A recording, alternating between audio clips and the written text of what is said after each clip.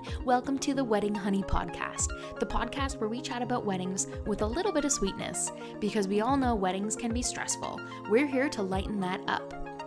Follow along if you'd like to hear journeys about wedding photography, wedding photographers, and of course, the wedding day.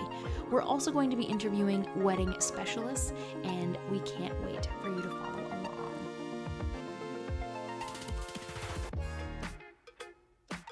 The Wedding Honey Podcast is brought to you by Wedding Biz Kit, a photography business course created by Sounds Like Yellow Photography. After 4 years in university, knowing I wanted to start my own wedding photography business, I had no clue how to write a proper invoice or even professionally run my business. I dug deep and curated a brand that is creative just as much as it is professional. Now, 8 years in of running my own successful business, I am proud to say I have the course for you. Easy. All right, welcome back, everyone, to the Wedding Honey Podcast. Today we have a very special guest. You're our first male guest. Oh, sweet. And someone who is, I've known for so long. Many years now? Yeah, like 8, 7? 8, maybe. A long time. Yes. Welcome, Jay Perry. Thank you for having me, Jill. Of course. I look forward to this. It'll be interesting. I'm so glad. As soon as I told you I was doing a podcast, I was like, yeah, I feel like you could come on. You've got some wedding tips and I hope so. Wedding industry tweaks, maybe Yeah. tips and tweaks that we all want to hear. So thank you for coming and chatting today. No problem. Let's fire away. Let's see what we can do. So I kind of wanted to chat about the wedding industry with you. Just an overall quite broad statement. And kind of like, first I want to hear about what you do. What is it that Jay Perry does? In the wedding industry? No, like, what do you do right now? Oh, okay. So for those listening, I work in commercial photography. Yep. That's my, I guess, main source of income. Mm-hmm. So that's my job. But I mean, there's a million things that I do. There is a million things. I released a book last year. That's pretty fun. And we'll kind of go through, like, I definitely want to go through and list all of the things that you've done. Okay. And give credit and give website and follow links so that people can come and check you out. But you definitely have done a lot of things. You are a photographer. Right. But you've done a lot of different things over the last, say, 8 years since I've known whole you. life. Yeah, for your whole Well, yeah, life. since you've known me, yeah, I like to venture. I mean, I think it's probably like my ADHD or something probably like that, where I guess I get bored with some things, or if I don't like it, I don't do it anymore. Right. So I love to explore a lot of different ventures. Awesome. Which is good. You're learning. Yeah, some successful, some failures. But I think that's just part of life, right? Yeah. Just if you trying it, if you fail, who cares? Just move on, right? Move on, yeah. So what did you do in the wedding industry? Okay, so I started out as a wedding photographer. I started photography in, I think, 2009, 2010. Wow. Okay. And got my first big intro into paid gigs as a nightclub photographer. Okay. Which slowly moved into wedding photography. That was cool, I guess. Yeah. I mean, it was actually a wedding that I shot in 2009 for free for a buddy that led to rock bottom, I would say. Okay. Yeah, rock bottom at the time where Yep. I left the wedding and I didn't make it home. I ended up in jail. Right. Yes. One of my favorite Jay stories. Yeah. Sorry, I want to go back. This was a free gig you did. Free gig. It was a friend. It was a friend, and I was just learning photography. Okay. So he had a photographer out there, and I said to him, "Hey man, do you mind if I shoot? I'm still kind of learning." He's like, "Yeah, bring your camera along." That's great. And I get it. Photographers usually wouldn't want that to happen on their shoots, but the photographer for that day was his uncle. Okay. So he was like, "Yeah, no problem. Bring this guy along. If he has any questions, I'd love to help him out." That's nice. Yeah, so it was fun. It was fun. Yeah, it just didn't end. It was a good day, and then it was like, oh. Yeah. Okay. So long story short, I drove home, and I wasn't sure if I was like should be on the road or not, or had maybe one too many beers. So I pulled over in the side street and decided to sleep. Yeah. Yeah. Next thing I knew, I was in a jail cell and got arrested for impaired driving. 2009? I think it was 2009. Yeah. Okay. Yeah. So And was it nightclub photography after this? it was kind of at the same time. Okay. And the reason why I kept doing nightclub photography is because I didn't have a license. Right. And I could take the bus downtown to Hess Village and just shoot on. I shot at a club every single Friday and Saturday for an entire year. Oh my gosh. Yeah, it was wild. I can't even fathom that. Yeah, and as much as people thought that it's a party, there were nights where we had fun. It was work, and I learned a ton from shooting there. Shooting in low light, dealing with people. Oh my gosh. It was all of the worst parts of a wedding. Yeah, it was an adventure, and I was making $75 a night. Yeah, cash. Wow. Cash money. But it was cool because then I started to get recruited by other clubs, which was a weird thing. Yeah, what a weird And industry. another club kind of stole me and started paying me more. Clubs started bringing me out to Toronto to shoot their clubs and putting my name on the poster. It was weird. Whoa. It was a weird time. Yeah. But I learned a lot from it, and Cool. I don't regret it. Now, and how many years did you do that? 2? A year. Maybe like a year and a half. And then you thought, I'm over this? Yeah, the last half of it, I was just shooting for one club, but I was kind of running all the nightclub photography in Hess Village. So I had a few photographers working for me. Whoa. Yeah, it was really weird. You liked it? Yeah, it was cool. Okay. Yeah. So it was fun. I mean, it's not lucrative in financial means by any means, right? No. But you meet a lot of people, Yes. people that I'm still friends with to this day. And again, you learn a lot. You learn a lot about people, and you learn a lot about yourself being in clubs sober and everyone else is drunk. Right. And you're just thinking, is that me when I'm, Yeah, is that what when I'm what I 10 look like? beers deep? Maybe I need to think about my life. But So, that was kind of my initial entrance into photography world. Whoa. Yeah. that was had a big bang. Yeah, I couldn't shoot weddings while I was doing nightclubs because I didn't have a car. Right. So So, did you jump back into weddings? I did. Okay. Once I got a car, I started assisting with a night school lighting teacher. Oh, cool. So he was shooting weddings, and I started assisting with him for free. Just carrying his bag, and then he allowed me to bring a camera and just take some photos. Wow. And then once I realized, actually, there was a moment where I taught him something about photography, and that was when I realized, hey, maybe I can do this on my own. Wow. How And long had you been assisting at this point? I think not too long. I think No. I only did it for a few months. You're like, okay, I got this. Yeah. I was really confident, and looking back, I probably should have assisted a bit more, and kind of just jumped into trying to shoot weddings myself. Did it go as well as you thought when you first jumped in? I mean, depending on what you define as well, I think the photos turned out great. Yeah. And I only based that off the client's reaction and being happy with them. Mm-hmm. But yeah, there's a lot of learning that I went through For sure. to get there. A lot of good and bad. And I think I only did wedding photography to a point where I was actually putting out packages and meeting with people for maybe 2 years, 3 years maybe. That even feels I like can't a even lot. remember. Maybe 2. Yeah, maybe 2. Yeah. But I don't know how far you want or quickly you want to fast forward. I still shoot weddings to this day. True, but Yeah. So I only shoot friends and family now. right. So Okay. my logic is, and maybe we'll get to the middle of that, but if I'm gonna be at the wedding anyways, I might as well shoot it, charge the bride and groom, who are our friends and families, significantly less Than anybody. Yeah. My wedding gift to them is the photography.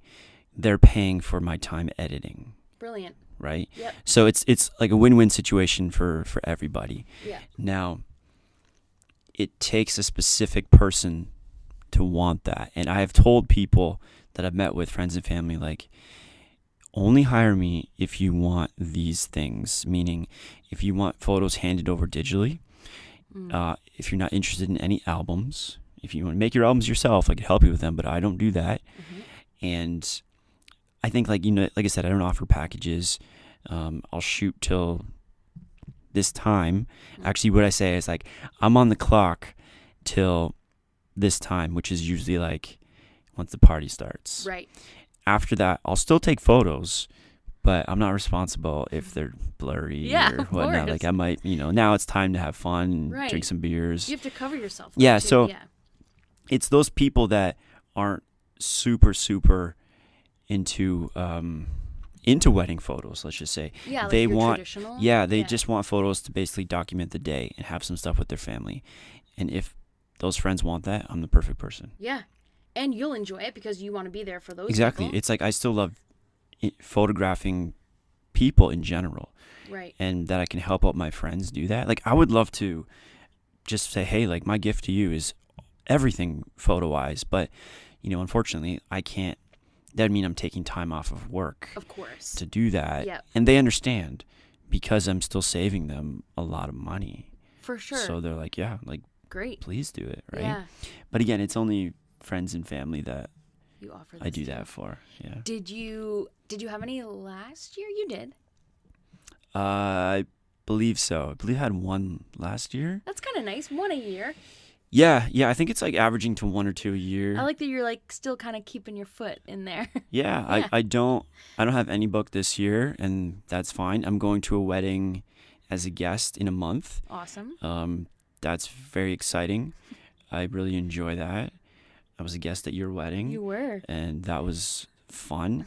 And I really missed being a guest at weddings. Well said. Yeah, because I think that there's a fun part. There's a fun element there.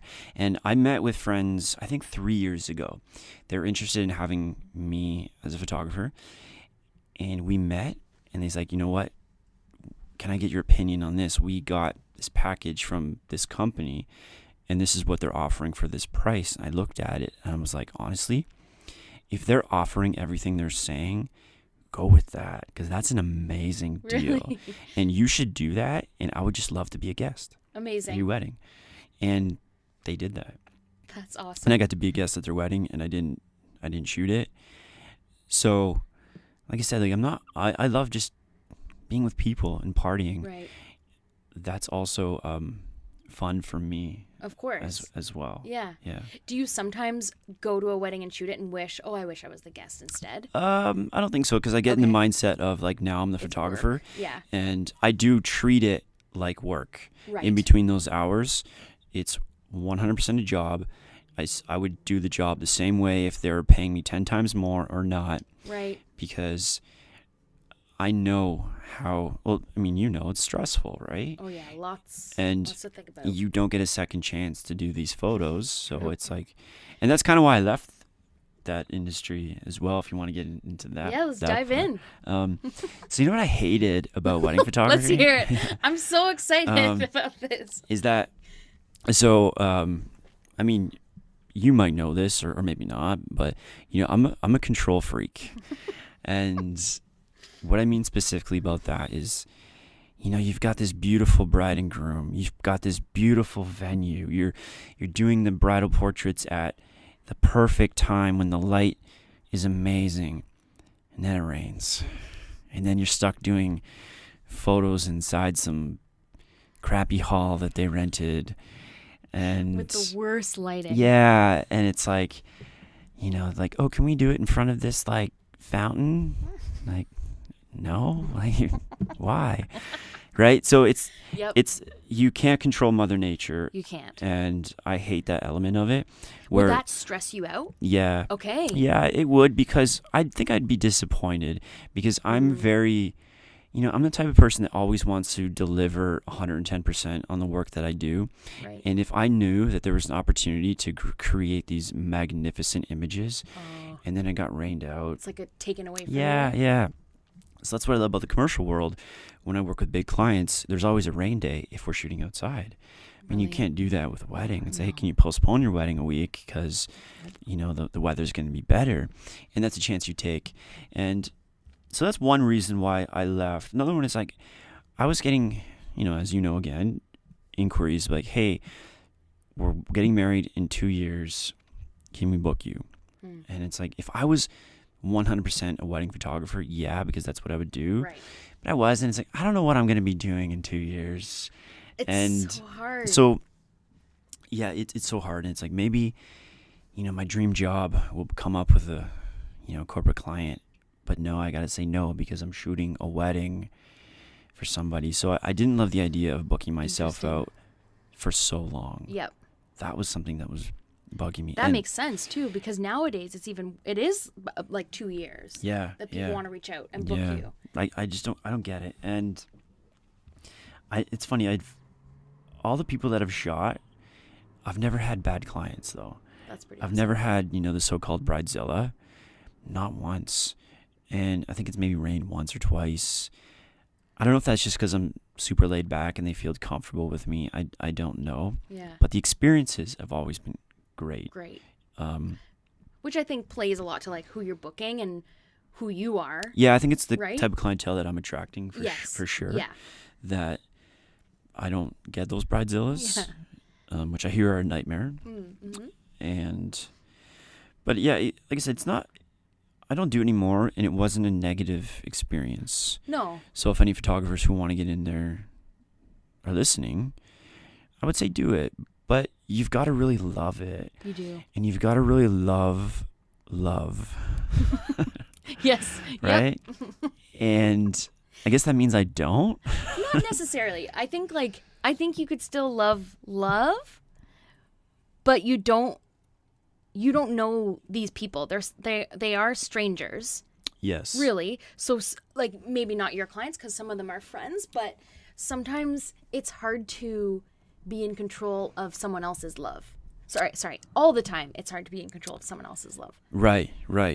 And yeah, that's a huge thing. Yeah. I mean, there's so many factors that went into why I totally left that industry. I mean, it wasn't a competition. It's very competitive, and I wouldn't say worry about that. Develop your style and just stick with it. Yeah, agreed. I always had this idea, and I'm still kind of like contemplating doing it. So why people kept hiring me in the nightclub industry continually was because I did something that none of the previous photographers did, and that was turn the photos around the next day. Whew. Like my workflow in editing is so quick, and I don't want to say that's what they were paying for because they weren't really paying me much. No. But I was over delivering on that $75 sure. that got me more work in that industry, but also taught me something about how valuable it is to turn photos over quick. Yep.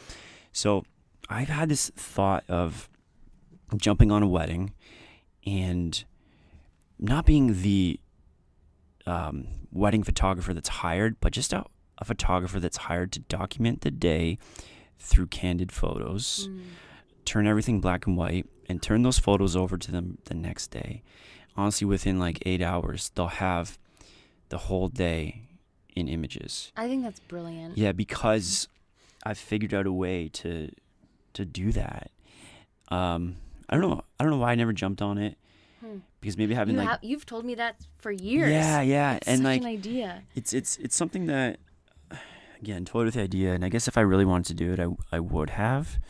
But I would just love that idea, just kind of be in the background. Yeah. And just maybe even shoot maybe even some film, but like make it like really artsy, really cool, nothing traditional, but still have that photographer there to do the family photos, to the bridal portraits, do all that stuff. Yeah. It's not why I'm there. No. I'm there to document, almost like a journalistic kind of Exactly. approach to wedding photography. And I don't know, maybe I'll still do it. I think that's a huge sell is to get the photos the next day. 2, the black and white, because they're candid photos and they're black and white, it just makes them that much more real. And to see them the next day, it's like looking through your phone being like, oh my gosh. Exactly. And that's probably one reason why I left the industry is that I don't do anything. If I don't love it, don't do it and I don't push for it. And I don't know, there's a lot of like cheesiness in weddings that I don't love. And I guess this is kind of like the artistic side of me talking. Yep. I've seen some wedding photos from someone I follow on Instagram lately, and she got married. They did it in this desert. It was all shot on film. Nothing super traditional, and it was so cool. Yeah. It's like the way I would want to do it. And they maybe had like 5 or 6 photos. But there's not a market for that. I don't know if there's a market for like full-time wedding photography. There's a market for traditional stuff, and I get it. You want that, and that's fine. But maybe I just like, I'm not the great with posing. I know that. You like the more candid. More candid for sure. Yeah. I think that's where I struggled was posing that way. People in love. Yeah. You're right. Maybe that's because I don't know what that feels like. So I don't. True. Maybe it's like, this is kind of weird to put you in a position that you yourself have not been in really and got a photo of yourself. Yeah, you're right. Right? Yeah, maybe I'd be like the perfect like wedding photographer for people just who get married at City Hall, right? Yeah, elopements. Yeah. But you could do an elopement package that was just black and white, and they're all candid based. Like, yeah, I mean that'd be pretty cool. I should really pursue it. Like if you have passion for it. Yeah, I shot a wedding. I've done some destination weddings. You've done some really and cool. Yeah, so I did 2 in the Dominican. The first one was a friend, and he brought me out there.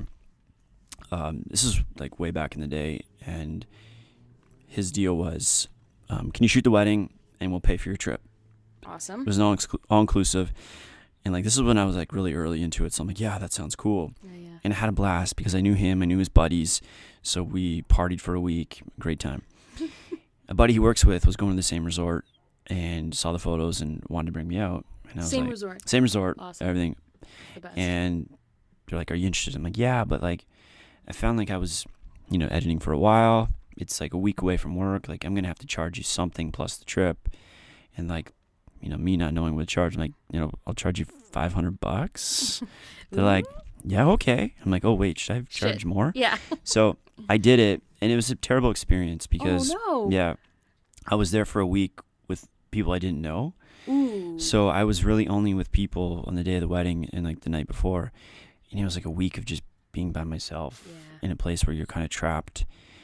So that wasn't a great experience. But I did one 2 years ago. People flew me out to Vegas. Right. I knew I was really good friends with the bride's friend. That's how I got it. They all turned out to be like wicked people. We did photos in the Vegas desert. Oh my gosh. They had their reception. And so they got married at the what's called the Little White Chapel. Yeah. Elvis did their wedding. So cool. So cool. All the dudes wore like these like Hawaiian palm tree shirts. Did photos of the bride and groom in the Vegas desert. Wow. And their reception was at the big bowling alley out there. Oh yeah. I forget what the name of it, but it's like upstairs this like super cool bowling alley, and like downstairs it's like this concert hall. And M83, is that the band? Yes. They played that night. Crazy. Yeah, and I had to get like special permission from the band to allow myself to bring a camera in there. Whoa. Yeah, because like you're not allowed professional cameras in there, right? Unless you're media. Oh, so it was like right in the concert. Yeah. So it was like in the concert hall, and then like the bowling alley was like a ledge that looks over top. Wow. So it's like bowling hall / concert hall all in one. And yeah, the band gave me. They were allowed. You got special permission to shoot. Had like wear this like laminate to like say I was media. Oh my gosh. But it was a cool awesome. experience because they didn't do things super traditional. Just like your wedding was like super cool. Like the inside when you guys were the actual ceremony was like really cool. All dark. We really wanted something different. It was different. Yeah, it's hard. Like going through, definitely. It's wild. Like I agree. I think like do as different as you can. But then there's people that are like, wait, you're not going to do this part? Wait, you're not going to do this? Yeah. It's such a weird pressure from outside. And like to me, and probably people our age, they're probably like, this is really cool and I love it, but you'll be able to speak of this better, but I can just imagine an older generation saying, you mean there's no sit-down meal? For sure. You know, like, what? I don't get it. So we're coming just to do what? Like stand in a stand room there. and party? And then it's a buffet food? Like, they're probably really confused. So confused. And then the younger generation's like, this is wild. Yeah, this is great. Yeah. Because that's what I loved about going to weddings, was that moment of like, oh, we're just going to stand here and like I'm forced to talk to people or go outside or eat if I want. Instead of sitting at a table for your like 10-course meal. Right. And it's like, okay, it's been 4 hours. When's the next dish coming out? And like, oh, the bar's closed right now? Like, right. I can't even get a beer. Yeah, it's so wild what happens in like the traditional side of weddings. Yeah. That you think is the biggest reason that pushed you out. I think that's definitely part of it. Yeah. And it's ultimately I just didn't 100% enjoy. So I didn't enjoy shooting weddings of people that I didn't know personally. Right. If I know them personally, it's a great time. Like, so my one buddy, Derek, he got married, and I shot his wedding many, many years ago. Mm-hmm. It was kind of traditional, but like after the ceremony, instead of renting a limo bus, he rented an actual like band tour bus. That's awesome. Yeah. So like amazing. bunks and everything. Like he was the drummer of my band, so we'd like this is like music all around. So it was like really cool. Yeah. And just the wedding party came, and it was a really, really hot day. So I normally like dress really nice when I go to weddings. Right. You know, I'm the guy that's in like a suit and tie, not a suit and tie, but like maybe sometimes suit and tie, Yeah. jacket, not tie, shirt, looking really nice. Yeah, definitely. And this was so hot, and I'm like, it's just our friends around. And I remember I shot that wedding in like a tank top because none of them Like a little cared. cut off. Yeah, because I knew them, and That's whether I shot awesome. the wedding in a tank top or a dress shirt would not affect the photos Of course. either way. Actually, it might even have made them it better. worse if I was sweating. Oh, right, of course. Yeah. But I think that was cool that I got to like just be myself. Did you feel like going to weddings you couldn't? Like weddings Yeah, of strangers, for I'll sure. say. You always want to kind of like keep up that professional appearance. Yes, of course. Especially if you're, I don't know, like an older demographic. If I was a traditional wedding photographer, meaning like this was my full-time job, I mean the biggest thing is referrals, right? Huge. And A wedding day is like a yeah, movie if I'm show. looking professional, probably these people. I mean, acting professionals is easy. I do that all the time, no matter what. Mhm. But I think looking professional, and that's a judgment call on looking. But you'd want their parents or aunts and uncles to refer you, Of course. and not refer like the trashy looking guy in the wife beater. Did he take a single photo? Yeah, it's or like what what happened? was he doing? Like I don't get it. But those are fun weddings, right? So Did- when it's was- friends, you can sorry. do that. You can do it if it's friends. Exactly. Yeah. Yeah, you could actually be yourself and take the photos that you love, knowing that they'll love them too. Right. Yeah. Right. Was there anything that you did like while About shooting shooting. weddings? So strangers specifically. weddings. Yeah. Like your favorite part. Let's say your favorite part. I wouldn't say there's anything I loved, and Hmm. that's what told me that this wasn't the specific job for me. Yep. Agreed. It was very stressful, and I didn't like that. Mhm. And I could never figure out a way to kind of simplify the process because it was always different. There was too much communication that had to go back and forth with the littlest things.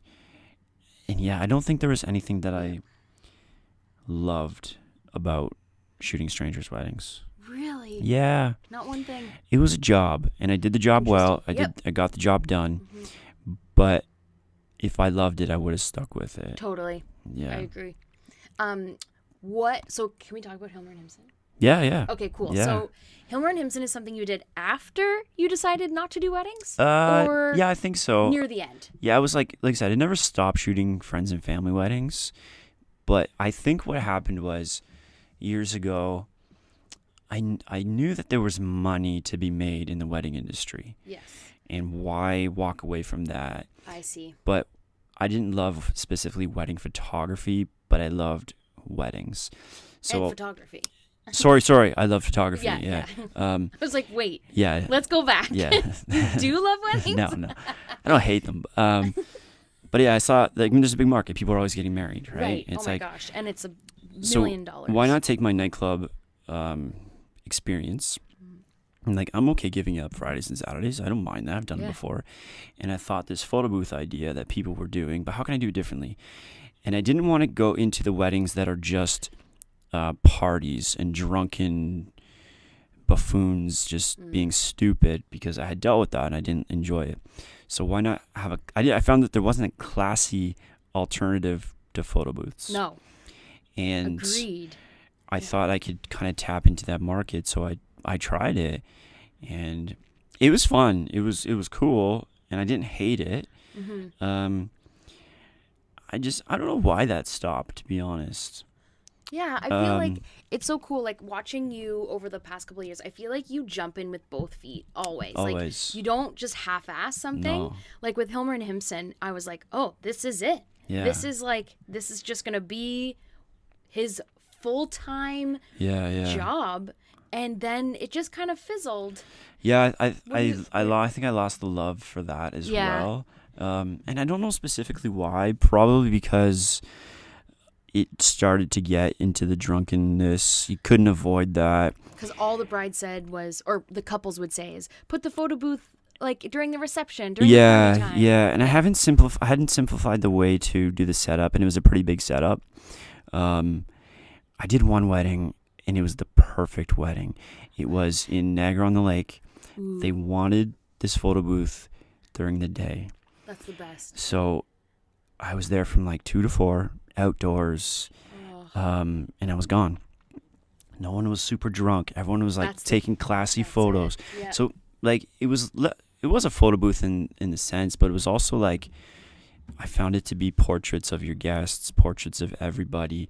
The simple props that I had were definitely secondary. That wasn't the purpose of them. Mm-hmm. And then, I put all the photos in a book. I turned the actual digital photos over the next day. Yeah. So they have documentation of everything. Put them in like this. It was like a photo guest book. It was beautiful. Yeah, of like everyone who was at your wedding. Nice hardcover. Yeah. But that kind of fizzled out. Yeah, and I don't regret kind of giving that up. No. It took a lot of, well, not a lot of your time, but it took your Fridays and Saturdays. Yeah, it was a lot of time in terms of like, this meeting up with people, emailing back and forth. Timeline organization. Yeah. And it was, if I could simplify the setup more, I maybe would have stuck with it. Right. But it was tough because it was a lot to set up. And sometimes we were setting up while the wedding was still going on, while there were speeches happening, trying to be quiet. It was a thing. It was a process. Huge. And I've seen these other people who do it with like just a little machine. Yeah. The quality is not as great. I will say that 100%. Of course. But they found a way to easily do it easier. Set it up, leave it, Gone. come back. Yeah, whatever. one little setup takes 5 minutes, and honestly, it gets the same result in terms of capturing photos of people. Yeah. It's not the portraits that you were going for, but it's a picture of your guests at your wedding. Yeah. So, and maybe too, like that was watching that come and kind of be a new trend. You probably were like, okay, time to move on to something else. The good thing it did do is attract a higher clientele because it was more expensive than these other people. Yes. So that was good. Yeah. But it did alleviate business from, I guess, a lot. There wasn't a ton of business. I would do it maybe like 3 to 4 times a month. Okay. If that, sometimes 2 times. But that was okay with me because I was also still doing commercial photography during the week. Yeah, so you were busy. Yeah. Yeah. And so then from there, you jumped into Friends with Hearts? No, Friends with Hearts was like before. Was it? Yeah, Friends with Hearts started in 2011. Oh, wow. Yeah. Oh, my gosh. That was... This is year 8. It'll be year 9. Year 9. In this coming Christmas. Wow. So tell us about Friends with Hearts. Yeah, so Friends with Hearts is an organization that I started in 2011 that aims to sponsor kids at Christmas and give Christmas to kids that I believe deserve it, that are in need of it. And it all started from I got back from Haiti in 2010, and someone said to me, why are you going out there to help and not helping out in your hometown? That's what kind of sparked the idea, and it's been wild. It's been the work that I've been most proud of, but it's also taken a team of a lot of people to get this done. Oh, I bet. Yeah, and I include you on that team. That's nice. As well. Anyone who's had like a little part, whether it's donating, sharing, even talking about it, has helped bring or raise awareness about what we're doing. Yep. It's so amazing to watch you grow and then get to the actual, what do we call it? The wrapping party? Well, no, that, yes. Oh. But like the actual organization. Is it technically? No, I think we talked about this last time. It's technically nothing. It's a movement? Maybe. Okay, I'll go with that. I can't remember what we call it on the website, and I probably should know that. Just like a community of friends coming together to do things for people in need. Yeah. It's expanded out to 5 chapters across North America. And to me, it's like you don't need to be involved with Friends with Hearts to help at Christmas with somebody. Agreed. You don't need Friends with Hearts to help in general, but we're hoping that through social media or posting, it might encourage you to help somebody who needs it, because I believe everything is contagious.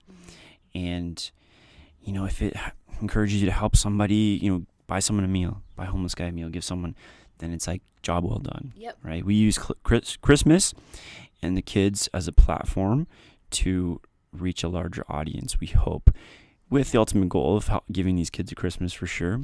But it's doing a lot of different things that I didn't even realize. Now, I'll tell you a quick story. Yeah, please. I may have told you this when we talked before, but for those listening, of course. 2 years ago, so we are partnered in Hamilton with a charity, and a social worker there said to us there was the set of senior citizens that she cares for, and they didn't have money that year to buy gifts for their grandkids. So they took some of our gifts and gave it to the senior citizens, and they wrote, to so-and-so, love Grandma and Grandpa on it for the kids. And those grandparents were able to give their grandkids gifts that year. And that was like super, super heartwarming. Yeah. So last year, a different social worker tells me a story. Same thing. Grandma and Grandpa didn't have gifts for their grandkids. They got some of our gifts that we donated to them to give their grandkids. But the difference this time was we found out that these set of grandparents had been avoiding their family Christmas dinner for the past 4 or 5 years because the other set of grandparents would always show up with gifts for the grandkids, and they felt embarrassed because they had no money for them, so they had been avoiding the dinner. Oh my God. So last year, they were able to not only give their grandkids gifts, but go to the family Christmas dinner. That's and huge. Finally experience that which they've been avoiding for the past 4 years. And to me, that was like something I had no idea we were able to do, is help these families, have dinner together and come back together over the holidays. So simple. Yeah, which was so rewarding. Granted. Yeah. But to hear that someone would actually miss on something like that for something so small. Yeah. Right. And I don't get it because I don't have kids, so I don't know what it's like to not be able to provide. But I can imagine it's probably pretty devastating. Oh, it's so embarrassing. Yeah.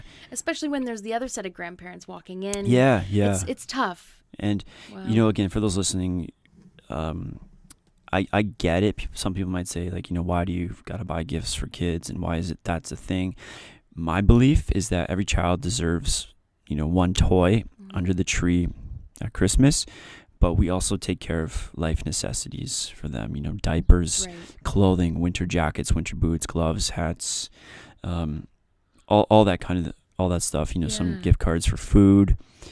So it's a balance between, commercial items, some people might call it, and then just life necessities. Yep. And that makes me feel good. Which I think is a necessity in both. It can be. There's definitely Yeah. arguments on, why a toy is needed, but I see the other side too. Yep. And we get some blowback sometimes, but that's fine. I know it's gonna happen. Yep. But it's been some incredibly rewarding work that we've I been bet. able to do as a team. Do you start working on that like immediately after Christmas? Yeah. For the I next usually year? try to take January off and then Good. slowly kind of, do a little bit Start. once in a while. And then I pretty much take November off from everything You have to. to do this. Yeah. Yeah. But Wow. it's worth it. It is. Yeah. So you're wearing the Friends with Hearts I am sweatshirt wearing a right Friends now, with Heart sweater which is awesome. right now. Are yeah. you going to be selling those? There's no immediate kind of idea or plan in place to do that. Just have a few right now, just float them around. I like that. Yeah, there's a lot of things that would have to be figured out for that to happen. Okay. But I don't know. Maybe. Keep your eyes out. Yeah, You start advertising or start talking about Friends with Hearts in September? October? I think we really launch October 1st Okay. every year just to kind of say, hey, this is happening. But donations don't really start pouring into November. Makes sense. Last year we had a lot of corporate people come on board, which is kind of cool. Great. But it's been fun, and I don't know if I was working full time in the wedding industry, I wouldn't be able to do it because I know how much work is involved in there. Yeah.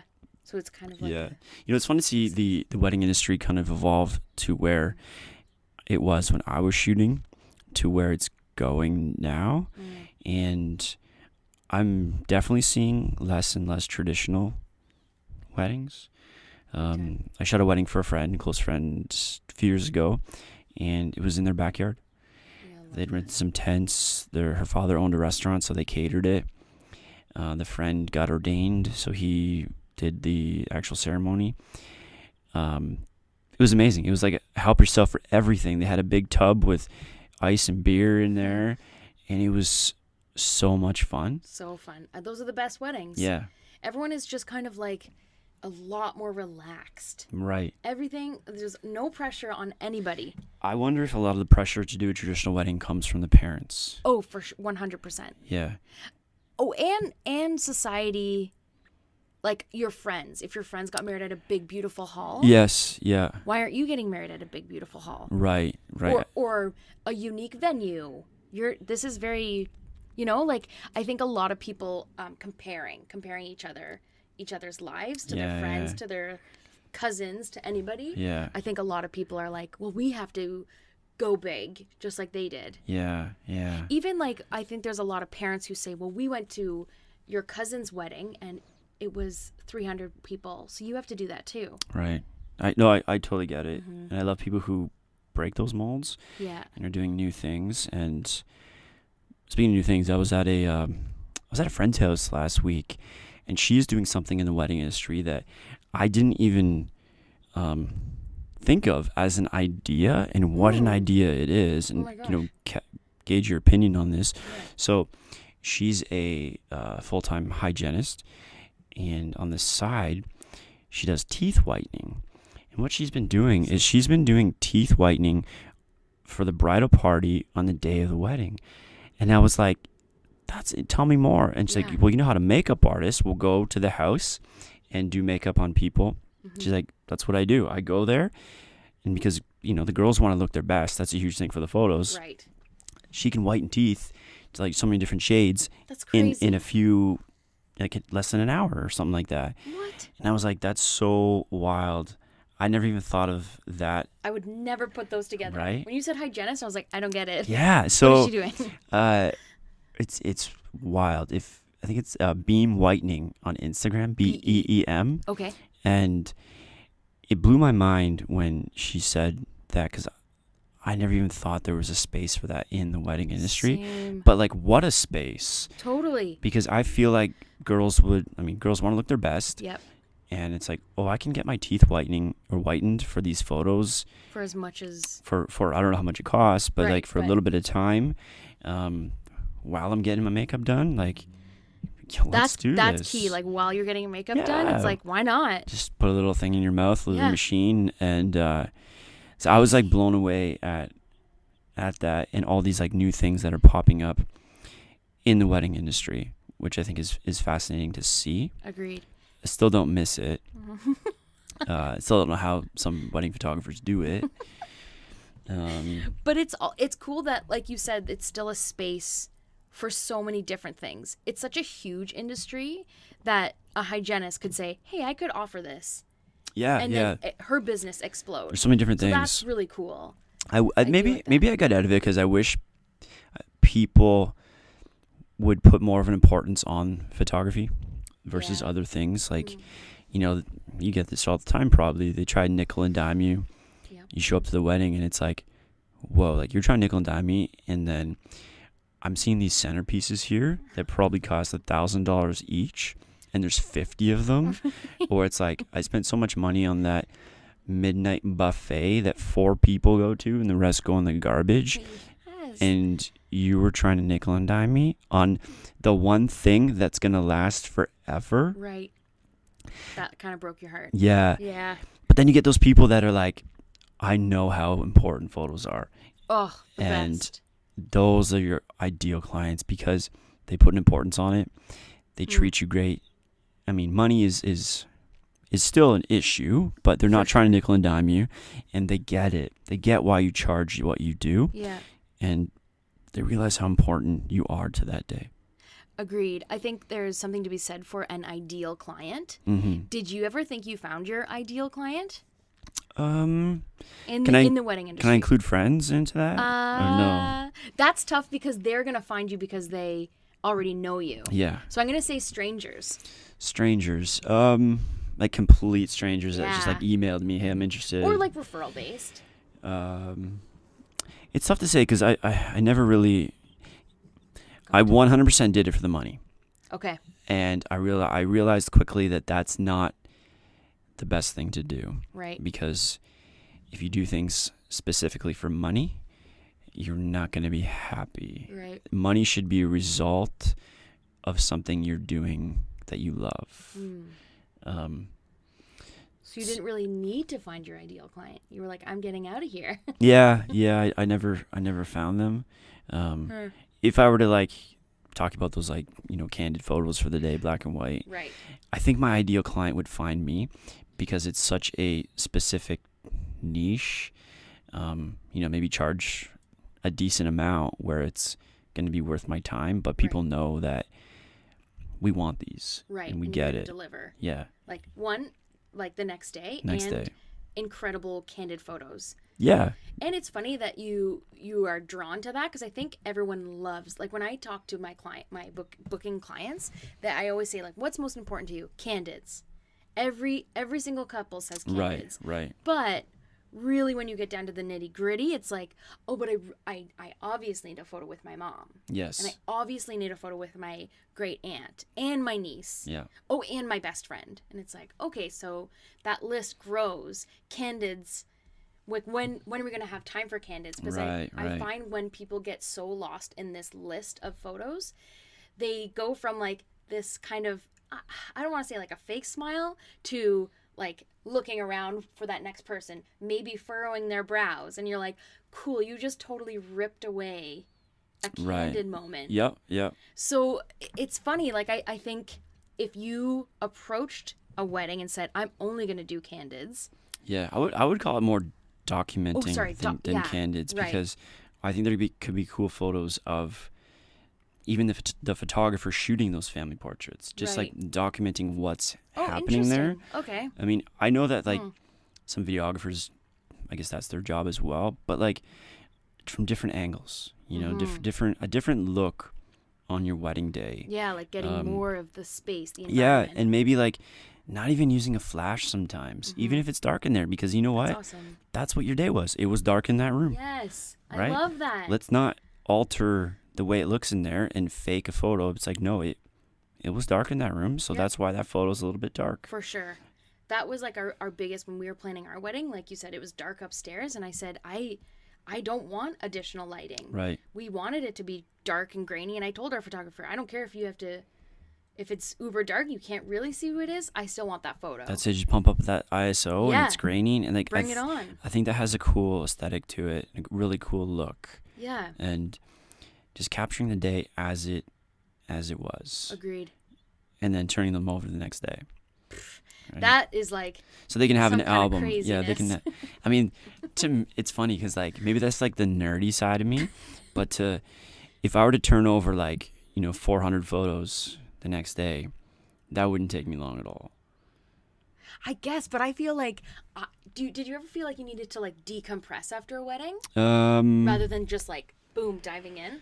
Yeah, but I could do it the next morning very quickly. Okay. Like that would take me like 400 photos would take me like 2 hours.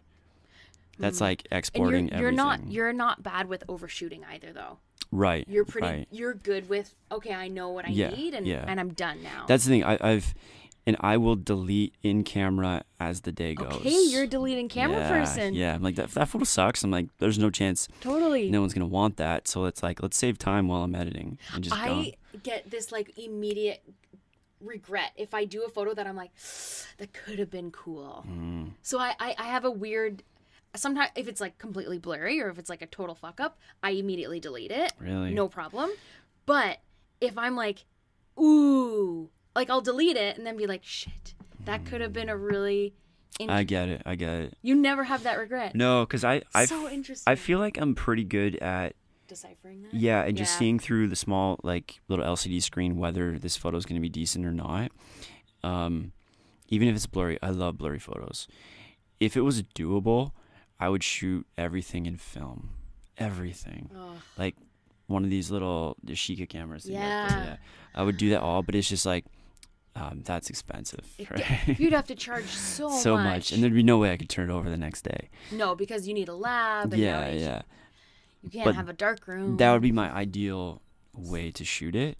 So if someone said, here's a camera that works, I'm going to give you a dark room in your house, and you get the clients, you would do that? I don't know, because I've never developed film. Okay. I've always got it done for me. Yeah. So I don't know if I like that process or not. I would say no. I don't want to be around chemicals if I don't have to. Well said. Yeah. Okay. I like that you didn't just say like, sure, let's do it. No, I don't know if I'd love. I don't know. I might love it. I'm not sure. I just find that it's easier just to outsource that to other people. But it's important to you to deliver to the next day. That would be part of the thing that I would love, because I've really streamlined that process in a lot of things I've done, and I've found that's a great selling feature. 'Cause why not? Especially it was in the nightclub world where I was like, are you kidding me? Photographers are delivering their photos like a few days later or a week later. It's like people forgot that they went to the club last week. Sure. Right? Yeah. It's like they want to see that stuff the next day. Yeah. And you just figure it out how to do it. Like I've never done this black and white wedding thing, but without sounding like overconfident, I see it being really easy to do. I could see that. Black and white also is maybe a little bit more enjoyable. I love it. I love it. Wedding photos, especially. It's timeless, right? Yeah. And yeah, like I said, editing 400 photos in an hour. Yeah, that's like. I could do that. I could do that very, very quickly, and I could see people wanting to see what their wedding was the previous day. I think if you want this, please reach out to Jay because I want to see this.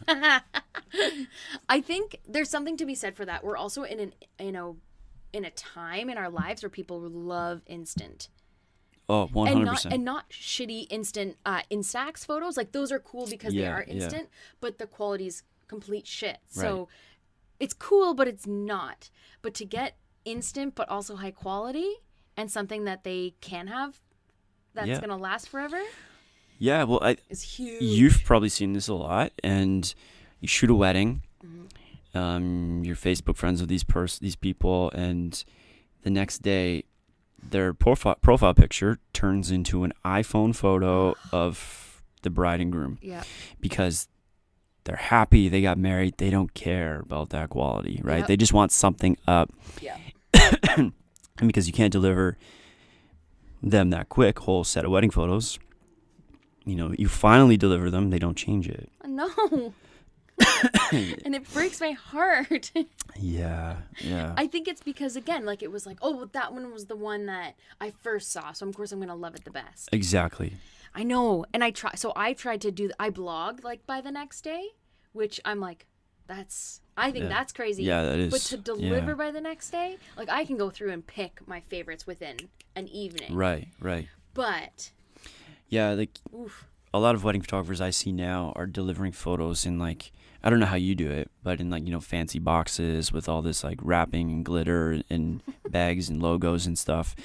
And to me, I would never be in a spot to do that or want to do that. And I know that you've got to do those things to be successful in the wedding industry. I think it's because it's that little extra. I agree. Like I get it. Consider myself like a boutique style wedding photographer because I would never hire someone else to go shoot a wedding. Right. I meet with the couple 1, 2, 3, 800 times if they want. So when I deliver, I want it to be like this moment of like, and believe me, I get it. I see the other side of uploading your images, sending the link, enjoy, open your next bottle of wine, whatever you want to have. Whereas, and that sounds like a dream, but I don't know if I'm like, I'm way too invested where I'm like, tell me about the rest of the night. Tell me about this. I want to hear. Yeah. I want to hear about, maybe I'm like nosy. No, I think that's what you have to be successful in this industry. And you love doing this, and that shows. You like I said, you are invested into their lives. Right. And that's what you have to be. And I knew that I wasn't going to be successful in this because I didn't care. I didn't care enough about their lives. It was just a job for me. And you have to be that person. Yeah. And I've noticed a trend that the wedding industry is becoming and has become very female dominated with wedding photographers. Whereas it used to be completely male dominated. And I get it. I totally get it because you've got to be comfortable with the wedding photographer. I'm assuming that the bride is making the most of the decisions. Yep. For the most part, I'm sure there's different cases, but she's gonna probably feel more comfortable with a female photographer, and that's fine. Yep. Nothing wrong with that. Yep. Agreed. I've shot weddings where I've been to the bride's house, and there's been times like, well, you can't come up yet, and you've got to wait till she's dressed, which is that where I've known some female photographers where they're comfortable with her. They're in the room while she's getting dressed, doing the whole thing. Oh, yeah. And it makes sense. Yep. And I think that, yourself and females should take advantage of that. Yeah. In terms of that's a selling feature. Yeah. This is like the time. Yeah. Why not? I think too, it's funny that, or not funny, but I think it's great that you could see that in you, that you didn't have like the passion, you didn't have. Yeah, I definitely didn't have passion. Because I do see photographers out that don't have it. Like it was the beginning of last year's season, like really early, like even April, which in Canada is quite early, I think. And I saw this guy who was like, oh, another wedding photographer. And I was like, oh, hi, how are you? How's the day? And he's like, I'm exhausted. And he was miserable. Yeah. And he was so miserable. And I was like, cool, enjoy your day. I know you hate it already, but it's unfortunate. It kills me. Yeah, I've seen that too. Just people working in the industry who aren't happy to be doing what they're doing. Yeah, and that's just a job for them. It's just money. Yep. And I've seen it in you, how you love doing what you do. Yeah. You genuinely care, and I've seen it in a lot of other people in this industry. There are a lot of us, yeah. Love their flowers. Take so much pride in them. Take so much pride in their cakes. Yep. And to me, that's very inspiring to see. So, any advice I would have to wedding photographers is if you don't love this, if you don't love the people, the idea of marriage, then don't get into it. Because there's other jobs, other things you should be doing. The industry doesn't need another negative person in there. Agreed. Right? There's already so many. Yeah. But there's also tons of people getting married. There's enough for everyone. There's always people getting married. Yes. There is. And I wonder if I ever get married, what that wedding would look like. I think it would be like super weird or Me like too. I'll second that. super small. It's either going to be one of two things. It's either going to be like super small where just one day I make a post on Facebook and it's like, hey, we got married. Most people are like, wait, like you were dating somebody? Or you'll be married. I thought you want to get married in a Yeah, castle. so it's either gonna be like super low Okay. like that, or like big time, like over the top, like royal wedding, like just to kind of like make fun of everything. Of course. Come in like on a horse and carriage, have it broadcasted on cable 14. I want that to happen so much. Red carpets and guys playing trumpets where you walk down. Like in a castle, have medieval costumes for people if they want to wear them. Sure. Or I mean, like they'll have to wear them or they're not allowed in. Okay, right? cool. Okay, yeah. good. It's Just getting better every time yeah, we talk about it. just tunics everywhere. The meals just like no forks and knives. Just use your hands. You could go to medieval times. Yeah, that's probably where it will be at. Is medieval Essentially, times. would Yeah. be, yeah. And I will fight with somebody. Okay, I will good. have competitions. There'll be This lots of is incredible. swords. So- Only goblets. I like the no utensils. I'm down Yeah, for that. like why waste time? Why waste right? time? Yeah. So it would either go that way or just like on the sidewalk in City Hall.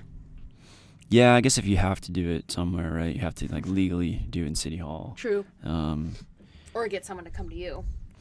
yeah, probably that. Well, I can still be like playing video games and just on the couch That's or something. Yeah, it's gonna be one of the two. I don't know which one yet. Yeah.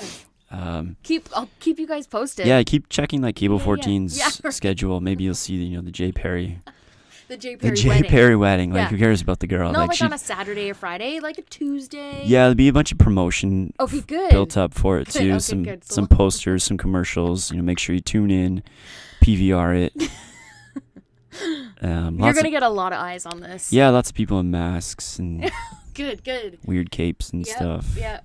I also would love to see who would capture this. Yeah, I think a lot of photographers would want to be interested in photographing You could have 10. this wedding. You could have as many as you'd like. Yeah, it'd be quite the portfolio pieces, It would right? be. The candid shots. It's like, what's that dude in the jaguar mask doing I over think there? everyone's response would be like, "Is this a real wedding?" Yeah, it's like, am I Or- dreaming? Yeah, what's happening in this? Oh, dreaming. Okay, I was thinking like, is this like a funny style? Oh, it's yeah. No, but dreaming. Okay. Yeah, dreaming, and it's like I don't know where I am or what's happening or how I ended up in this costume, but I love every second of what's happening right now.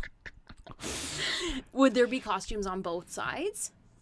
Like you and your two. Yeah, I mean, I'd only like commit to her if she'd be down for this, right? Of course. Yeah. Yeah. I mean, there'd probably be bouncy castles. And, Wow. It's getting bigger by the second. Yeah. Like, any wedding planners out there that are Just are like so experienced in line with this, Yeah. that just want to take this over? Yeah, it'd be That's cool. great. And Okay, cool. yeah, if any females out there are interested in weird medieval weddings when you wear masks and Yep. jump in a bouncy castle and drink from goblets and get knighted, that'd be cool. Reach out. Yeah. Yeah. Get at Jay. Yeah. So what's next for you? In terms of what? Just your professional career. Your career. My career. Yeah. Still working in the media field. Mm-hmm. Been diving into some like corporate videos right now. Awesome. Still doing photography. Still doing Photography and videography, would you say? yeah, Okay. doing both. Yeah. I wouldn't say that. Okay. I would say I'm using my camera creatively to create content for whoever needs it. I dived into the YouTube world. Yeah. Tried that. You did. I felt like I got into because one of my buddies who was a YouTuber convinced me to go into it, and I tried it, and it was fun for a while. Got to a point where I was making some money from Google. That's pretty great. Yeah, but it was like it's a ton of work. It's a lot of work, It is. and I just felt like everybody was doing it, Yeah. especially the stuff I was creating, and I just lost interest for it. I still think YouTube is a great platform for different things that if you use it creatively, you can definitely benefit from it. And that's not just talking money. Mm. I'd love to kind of like venture back there one day. I just You don't know probably will. what. Yeah. Something that's like very unique to me, something that I love, and I don't know. Interesting. So yeah, but still doing photography, still doing Friends with Hearts, still pushing my book. Yeah, so let's talk about your book. So you wrote that. Yeah, When did you it's write like it'll be in like I don't know when this is going to come out. In like a couple weeks? Yeah, so that'll be like out for a year then. Wow. But it took 3 years to write. So it's a book about my experiences as a caregiver for my dad when he was sick. Right. And it's fun because I get to reach a lot of people who need it, who are in need of help at the time. And that means a lot to me. If I had any advice for people who want to write a book, don't go into it for making money. Because there's not a lot of money in the author world unless you sell like millions of books. And you self-published. Self-published through Amazon. Awesome. And yeah, I get messages every day from caregivers out there who have got this book all around the world and just asking me questions, telling me their story. And that's like really rewarding for me to be able to have a voice for those caregivers who go silent a lot of the times. Because when I was looking for information for myself, there wasn't a lot out there. No. So it's been a while. I don't even know where to look. It's been an interesting ride, doing a lot of talks with it. So that's great. Yeah, it's a lot more fun than shooting weddings. I'll tell you that much. Going and talking? Yeah. Okay, cool. Just, releasing the book and just talking in front of people. I should never have released a book in terms of like my English marks in high school. Okay. Yeah, I basically failed English class. You failed? Yeah, I found like a transcript the other day and I got like a 54 in the class. So my English teachers would be like pretty shocked that I released the book. Yeah, I think like it's weird calling me an author because I just find myself an idea guy who's committed to doing something that had a great editor. So my editor, she made me sound like I knew what I was talking about. And you don't realize how bad of a writer you are until like her rough copy comes back and it's like all red pen. It's like, nope, change that. That doesn't make sense. You spelt the wrong and do this. I'm like, okay, that's why I'm paying you. But exactly. I think there's a world for like authors and an editor. Big time. Like what I was in the other day, I was at a coffee shop and I swear to you, I watched a guy type and not look at the computer for probably a solid 10-15 minutes. Wow. And I was like, he's writing a book and his editor is going to hate him. Hate him. Yeah. But he's like, exactly what you just said. I'm paying you. Yeah. So edit this. I'm guessing editors probably enjoy it, right? If they continue to do it. I wouldn't be able to do it. I could not. I'm just not smart enough to know language and grammar and stuff like that. I'd be like, I don't know what you need there. Exclamation mark? Yeah. Sure. Like she like went over every little thing with me. Wow. And it's a lot easier now because we use it was like Google Documents or something, Google Docs. Drive. And then you just like click buttons to make changes. Oh, and yeah. she suggests stuff. There's a lot of suggestions, but it all made sense. Was the 3 years just writing and then you had okay. It was about 2 years of writing, going back and forth, stopping for a bit. So this is after my dad passed away that I started writing. And it took about a year to figure out how to actually get out a book. I had no idea. And I did a lot of research, and my family is fortunate enough to be good friends with a Harvard professor who is also a big-time science fiction author. Wow. And he agreed to look it over. And when he looked it over, all I wanted from him was, yes, I should pursue this, or no, I should stop. Right. And he said to me, he's like, you know what, there's valuable information here I think people need. Definitely pursue it. Wow. He's like, I don't know the best avenue how to do this because I've been with a publisher for so long. He's like, I believe that self-publishing through Amazon might be your best bet, but I would investigate it more. So I did tons of research on what to do. And that seemed the best bet for me. The self-published. Yeah, because going back to like how we started this, I'm a control freak. And it had the most control if I self-published it. Interesting. Versus giving it to, I may have got it published by a traditional publisher. It takes a while. You got to shop it around. Yeah. I'm impatient. They set a lot of rules and guidelines. I hate that. And I'm good with marketing stuff via social media, so I didn't need necessarily their help or whatnot. Yeah. So, yeah, that was the best bet. So it's just on Amazon. The hospitals in Hamilton are selling it, which is pretty cool. So cool. Yeah, it's been fun to see how this has touched a lot of individuals all around the Big world. time. Yeah. And that's the best part is like you're doing these talks, which are great to get the word out here, but that can even expand to wherever because it's a book. Yeah. It's available literally everywhere. Yeah, and these talks are fun too and are interesting because growing up, I mean, I'm still kind of a quiet guy, right? I'm not like super outgoing. Mm-hmm. So for people that have known me when I was a child to think this guy's on stage talking to people, like, what? Like that's and he's got a book. Like those things don't add up. Yeah.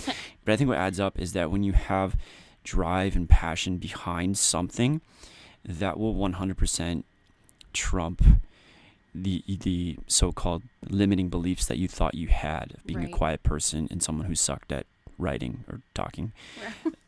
And I think that when you speak in public, if you're genuine about what you're talking about, your authenticity shines. It comes right out because people can see that you are 100% behind this idea and 100% trying to help people who are currently in your shoes. That's incredible. Yeah. Speaking, does that make you want to write again? Like speaking engagements? Yeah. Speaking engagements makes me want to do more speaking engagements. Okay. Yeah.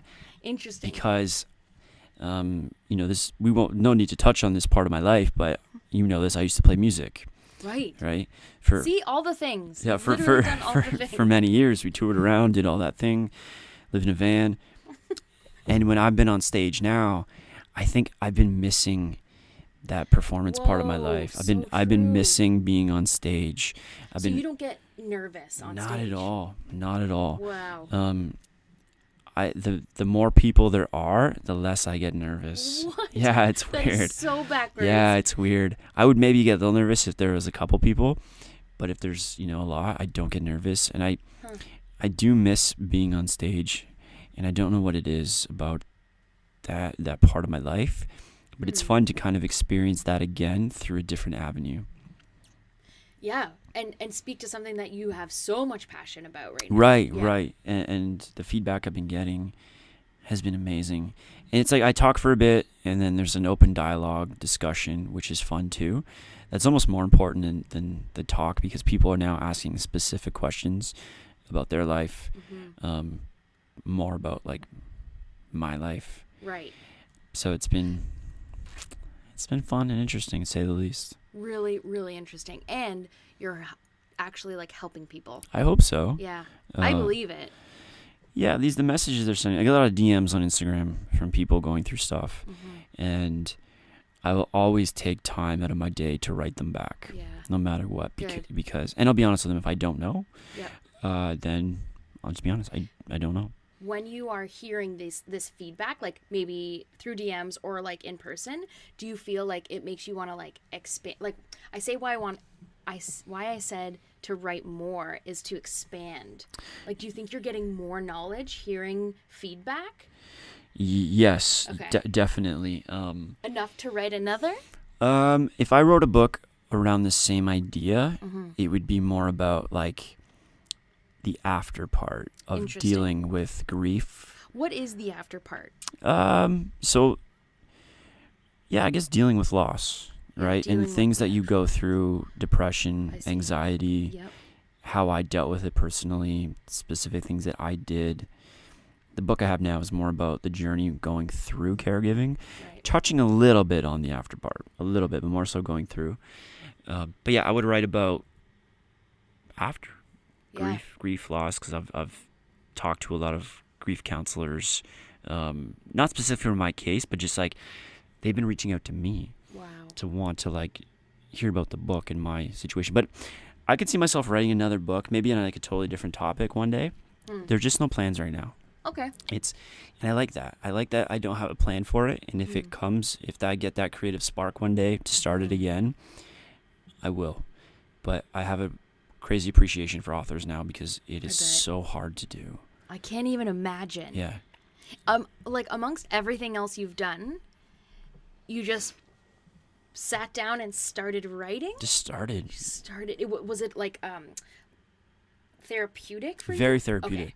So it started from like sharing stories on Facebook while my dad was still alive, Right. and those getting a lot of engagements. I mean, so the story I tell is I've shot a few professional athletes, Yes. and I'd post a photo of that athlete, say like myself and that athlete from the shoot on Facebook, and a couple people would be like, cool, great, 1 Yeah. like, 2 likes, which I'd be like, man, like I thought this would get so much more love than it did. Yeah. And then I'd post like an honest, genuine story about what I was going through. And the engagement was like off the charts. Wow. Insane. And that's when I realized that there's more people going through this than I realized. Yep. And there needs to be some more material out there for them, especially for the ones who are too shy or embarrassed to speak up. This way they can just get the book off Amazon.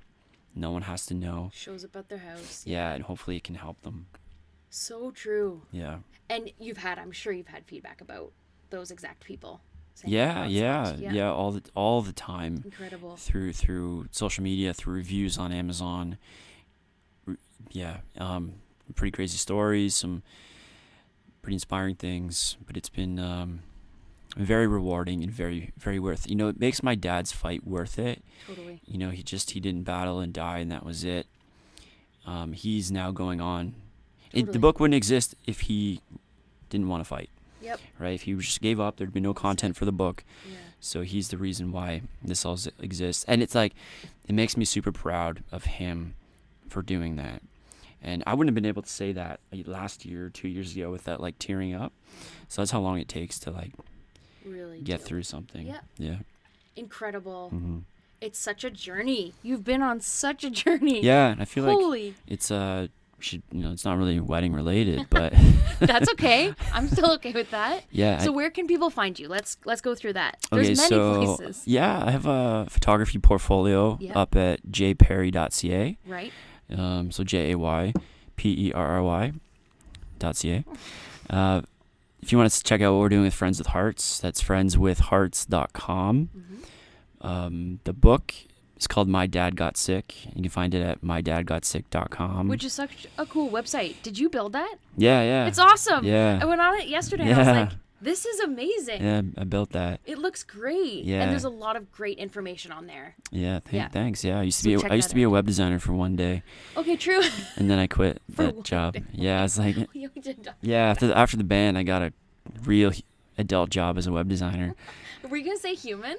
I don't know. I thought you were going to say a real human job. Yeah. And then I quit after one day One because I day. just couldn't take it. No, not you. I don't know. I guess you can find me on Instagram. I don't use it a ton. Yeah. Just Jay Perry. All like the social medias are just Jay Perry. Somehow I lucked out and got everything. Yeah, you are very lucky. Yeah, I think there's stories I really had to fight for the Twitter one. That was an interesting story. I'm still trying to get jayperry.com, but this guy has like a coaching business, I guess. I don't know. It looks like super and it's amateur. just jperry.com, and he's like, nah. Yeah, I don't Does it even say know if he coaching? uses. I don't know what he does. He's an idiot. I've tried to like email him. He's like, no, I use this for coaching. I'm like, really? Like it says 2014 on here and it's 2018. Like, It's time to nah. move on. Yeah, I tried to get like the youtube.com/jperry, Oh, and it's like this little kid who paints. That's not named Jay Perry. It's like the father has it or oh something. man. I don't know. And there's like no uploads for like the longest time. And I I tried. love that you like are checking these. Yeah, I tried to reach out because I'd love to have it. Because like my YouTube now is like Jay Perry 01. I'm like, I just want to, get rid of that Get rid of 01 because 01. I'm just like OCD like that. But I don't Like know. no one else is bothered by that, but you Yeah, are. just me. Because I just want to like write on like a business Oh. card or something. Like every single social media is just Jay Perry. Right. Except for LinkedIn because I don't use that. Do people still use LinkedIn? I don't know. Yeah, I don't know. think it's like really in our wheelhouse. I No, guess in no. the creative industry. I don't know. Probably not. But yeah, everything else is just Jay Jay Perry. Perry. Yeah. And I will encourage you all to check out like literally everything he does, but your photos are I went to your website yesterday too, like your own, and I still get like crazy chills. Really? Yeah, I really do. I feel Yeah. like you should do a show or a book or something. Yeah. So if you go to my website thinking of like family portraits or something, there is actually one family portrait on there. Is there? Yeah. But one's wearing an Ernie costume, one's wearing a duck costume. They're family. Like and Bert's in like the little Counts. corner. Yeah. You're Yeah. not gonna find like a normal No. sunset family portrait? No? I'm kidding, No. no. And it's funny. at the bottom of the images of the portfolio page, there is some of my commercial work of professional athletes. Yeah. The only reason that's on there is because somebody convinced me you've got to put some stuff on there if like these teams are reaching out to you. They want to see some stuff you've done with teams. Like, I don't know. I didn't want to. I think it flows well, though. Okay. It doesn't stand out. It's like, oh, that's in the same vein of everything else you've done. Right. Like, I love to create characters. Yeah. Like, if people wanted to, like, be characters in them, I mean, like, that's my ideal client. If you're talking about ideal client, it's like, hey, we want to dress up and, like, put weird masks on and stuff like that. Like, you're interested in shooting it? Like, I will do that for free. Okay. Just if I get that client, I will gladly pass it on just to like you. let me shoot that and be involved because I want to know what's going to happen in this day, and can we be best friends? What's it called where people are fighting with swords? LARPing. Yeah. So I seen that on I used to watch, well, I think it was like Fantasy Factory, like Rob Dyrdek's Fantasy Factory, and they did that, and I'm like, this looks like so much fun because I think there's like a nerdy side to it, right? Where people are like live and breathe by it. But then there's like this part where it's like intriguing and like could be super fun if you take a light approach to it. Okay, a light approach. Right? Yeah, because I just would love to like laugh and be involved in this like weird thing. Because I do love medieval. Like, I'd get a season pass to Medieval Times if they offered it. If they offered it. They don't offer it. No. I go there like twice a year. What?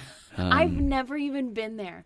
You're missing out. Okay. I mean, obviously. Yeah. If people are listening, like if there's any sadness in your life that you want to fill that void with, just like check out Medieval Times. Okay.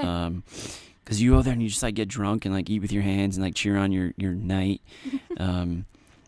It's so much fun. And then if you're there, you might, spend $150 on a pewter dragon goblet. Have you done that? Yeah.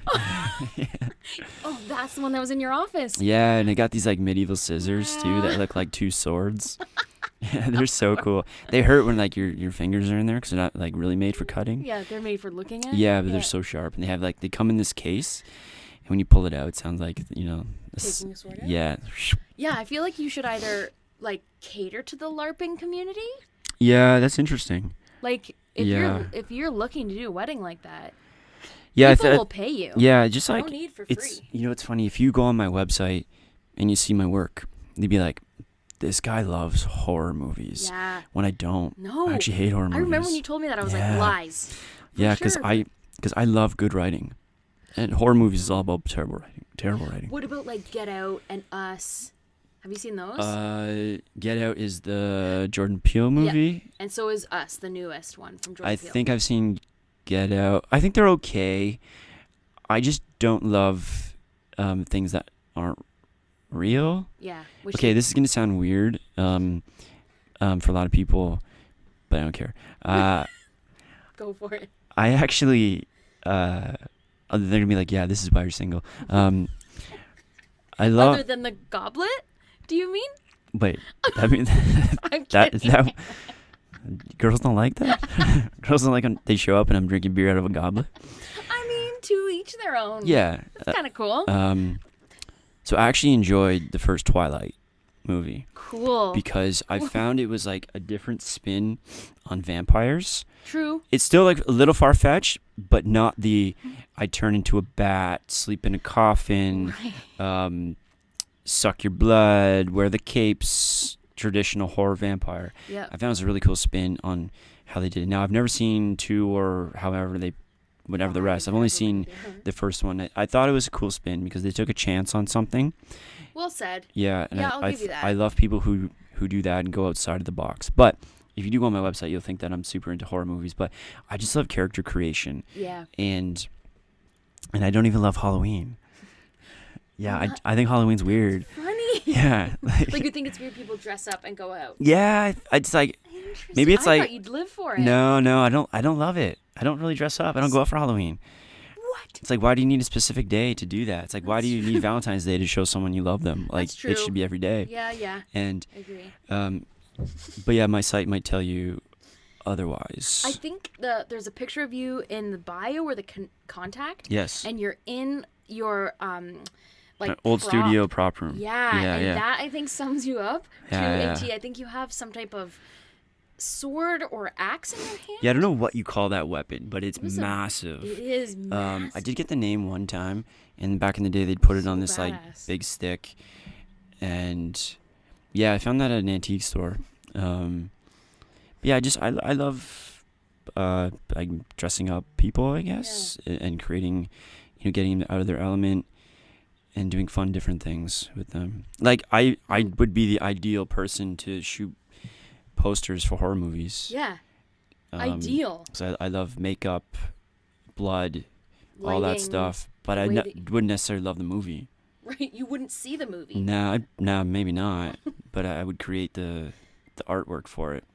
Okay, so that's your next venture. I don't know. If so, like no, I don't want to say Touchstone because that's an old. I mean, I had this thing to like shoot for Netflix for some of their like their cover art and stuff like that. For a few different like Stranger Things could be like I could see myself shooting for that. That's incredible. That kind of like idea. Yeah. But I don't know, like even like with kind of like the wedding, I've been kind of put off by the corporate client world in photography because there's so many moving parts that have to be checked off just for one photo. Yeah. A few times on bigger shoots, I've worked with a producer, which has been nice because he's handled everything. Sometimes I didn't even talk to the client, which was so nice. Oh, you like that? Yeah, I love it. I love just showing up, doing the creative side, and leaving. Because you have control over the creative side. Yeah, and also I don't have to get bogged down with emails, money, and that stresses me out. The product's gonna suffer if I have to do that, and I don't love that side. Creative or clients coming back. Can you change that? Can you get rid of that? Can you do that? It has been nicer on bigger shoots because the more experienced staff or people involved know that the term, just Photoshop that later doesn't exist. No. It's like, no, we're going to spend the time to get that done in camera if we can. Of course. When, on smaller shoots, it's like, can you just add him in later? He can't make it now, but can you just like add him in later when he shows up? Like, yes, but no, we're not going to do that. Yeah. Because sure, but no. That's your fault that this guy's late. Exactly. And we're just making more work for you. Exactly. Yeah, I can, but it's not going to look as good, and you're going to pay me more. Yeah.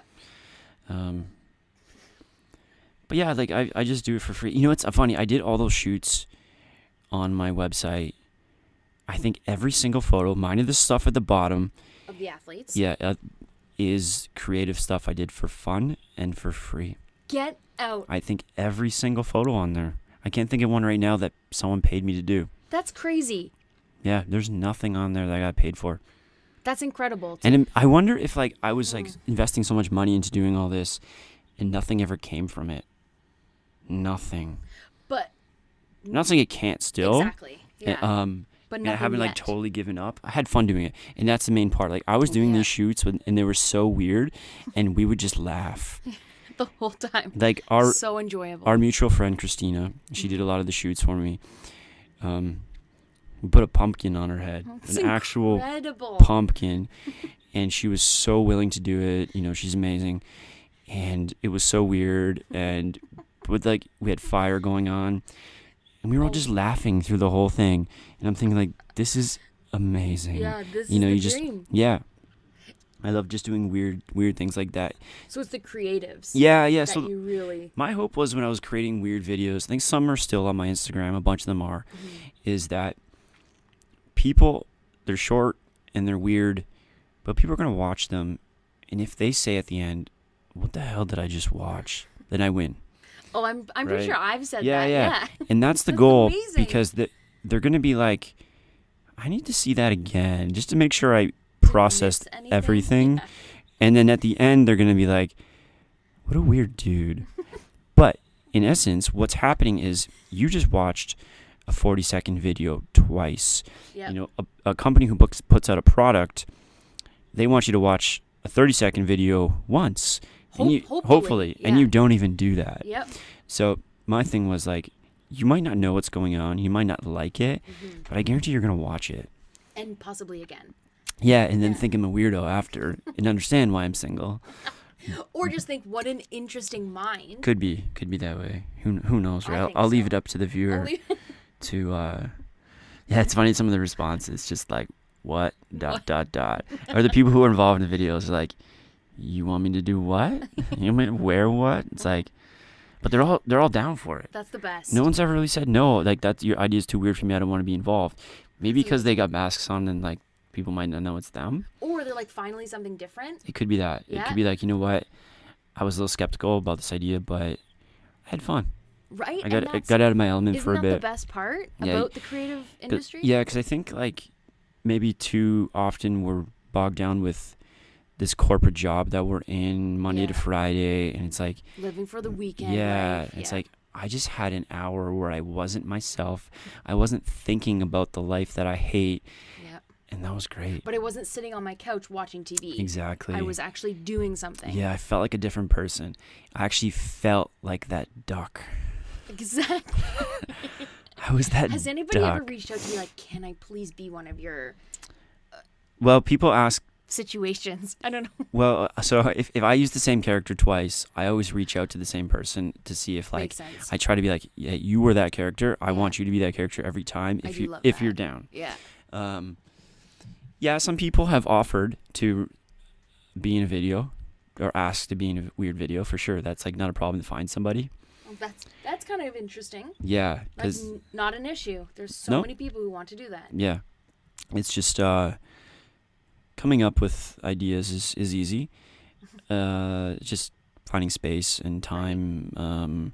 You know, I got to a point where it was like, why am I still doing these? And I shouldn't have got there. It was a point in my life where I was like going through a little bit of depression because of my situation. Mm-hmm. And I was like, why am I doing these? I'm spending money on props. These aren't going anywhere. I'm just still going in the hole. I got to give these up when I should have been. These are fun. Yeah. I'm having a blast with these and continue to do it. We get so pushed around by this, like, I'm not making money. That's the best part of my week, day, month. Mm-hmm. But I'm not making money. So that's why a lot of people in the wedding industry will be like, I don't do creatives. It's too much time and money. Yep. I enjoy them and I make amazing contacts, but it's too much time and money. Yeah. I think you should still do them. Yeah, like I still have ideas somewhat. Sure. And yeah, the winter really got me down from like a creative side. Big time. So I probably will investigate more. I mean, ideally, you know, a company hires me to create some art for them, some weird things. That'd be really cool. Because then, like, there are a lot of people in this world who can take a great photo. There are a lot of people in this world who can create a great looking video. Right. I don't want to be hired to do that. I want to be hired to come up with concepts that other people can't come up with, because creatively I'm in a space where my mind is free to do that. And there's not a lot of people who can do that because of, you know, there's bogged down on social media, and that's creating anxiety for them. And that I want to get hired for my brain eventually one day.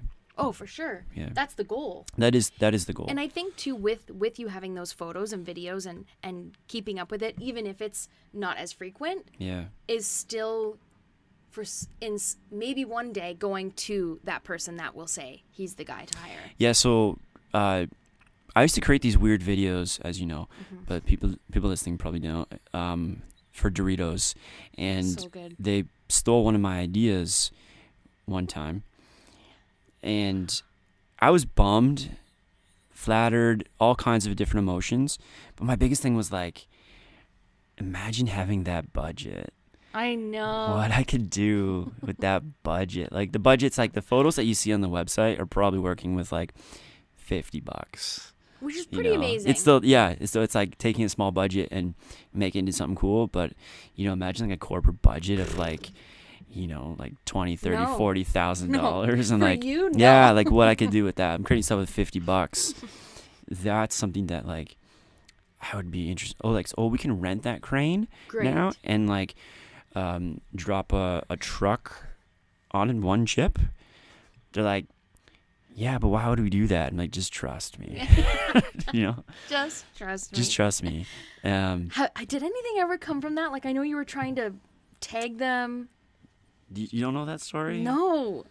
Yeah, I talked to the president of communications at PepsiCo, Whoa. and I didn't know that. really, I thought I told you that. And they told me that they didn't steal the idea. They went to the firm that did it. She made sure that nobody saw my video, which is like whatever, hearsay. Who knows? Of course they're all going to say that. Yeah, cool. Well, but I was like kind of bummed, and I thought like, you know what? Like, I did talk to a lawyer. We were thinking about like going after them, but just I don't know, it wasn't worth it. Yeah. It wasn't life-changing money. But I was hoping at the end, like, you know what? We apologize for this. We get it. She did say, I understand. I see how it looks. Oh, she did? Yeah. She's like, I can see why you can think that. And I was hoping like, hey, you know what? How about a skid of Doritos gets delivered to your house and we'll call it a day? And I would have been like, yes, Yeah. let's do that, please. She didn't even offer that? No, nothing was offered. Absolutely I'm nothing. shocked. It was just a, like, see you later, Customer sorry, service. bye. But a week later, a pretty substantial donation ended up for Friends with Hearts from Pepsi. So Okay. that was like their hush money. Interesting. And I was very happy with that because in the end, a lot of kids got Christmas. That's really nice. Yeah, because of I had that. no idea that's how it ended up. Yeah. That's wild. Yeah, so it was just me like reaching out to the director of that agency like every day, tweeting about it. And one day I got a DM from Doritos. It's like, "What's your phone number?" Yeah, it's wild. And I feel bad because like, I mean, ultimately my goal was to create content for Doritos one day, right? Yeah, that was the goal. And they knew who I was, and they were like liking my stuff and retweeting stuff and reaching like they were watching. Yeah, I posted a photo of like when my dad was in the hospital. We were eating Doritos, and they reached out, and it was just like, how do I take this further? Yeah. And they'd always said to me, "We don't work with people. We don't do this outside stuff." So I was like, okay, that's fine. And then I saw it on Twitter one day where they did work with somebody, and I was like, what? What? Yeah. Yeah, so it's pretty bummed out, but I don't know, door's not closed, and agreed. I still love the brand. And there's other brands that are doing similar things. Yeah, it just like takes time, and it does. And something, might happen one day, might not. But you're right, I should still continue creating this content. Yeah, especially if it made you happy. Yeah, because like a lot of those photos are last year. Who knows when they're crazy. But they're fun. It's a lot of fun to do. It's so fun. We've been talking for a while. Eh? I know. I just could ask you questions all day. I knew this was going to be long. I was like, I could ask him that.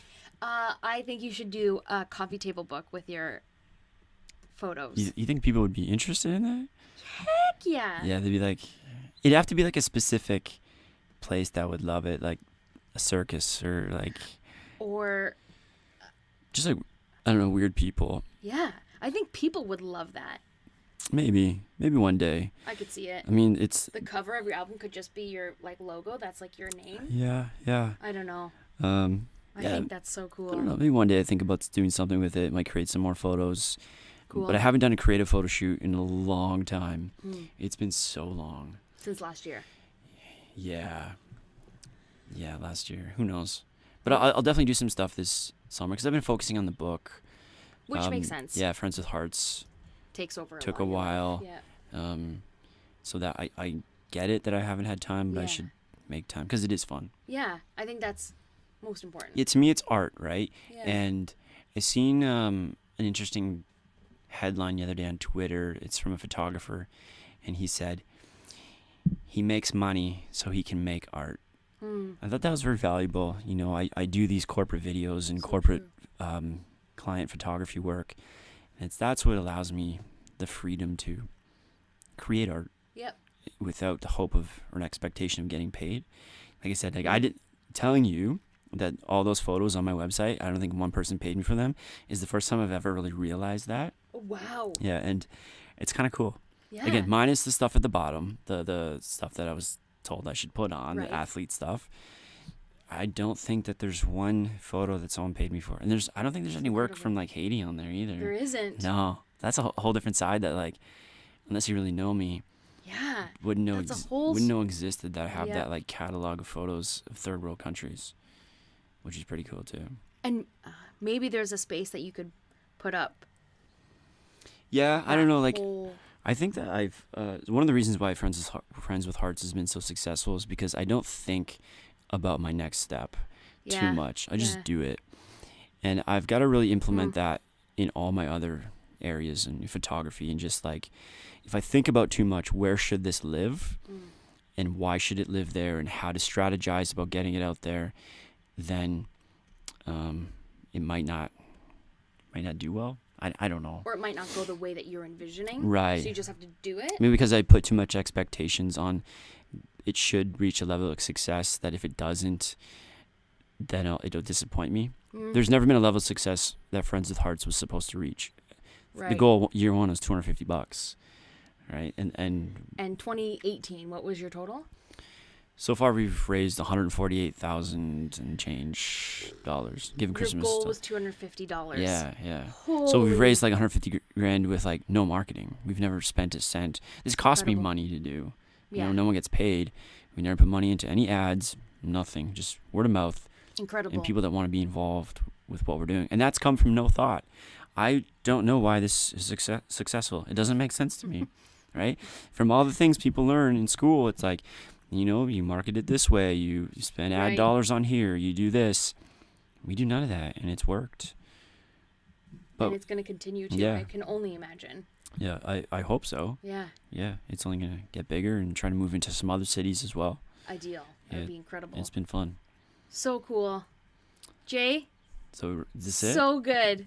So good. So much info. Yeah, I hope I didn't talk too much. No, not at all. I'm thrilled with everything we spoke of, and I'm happy that you could come and chat about all the things you've done. Yeah, Jill, thanks for having me. I commend you in starting this podcast. I think it's like a great resource for people in the wedding industry looking to get into the wedding industry as well, getting out like me. And I think that there needs to be more, resources like this for people. So, thank you for doing what you're doing, and it's been fun. Cool. Thanks for coming by. All right. Okay. See ya. Bye.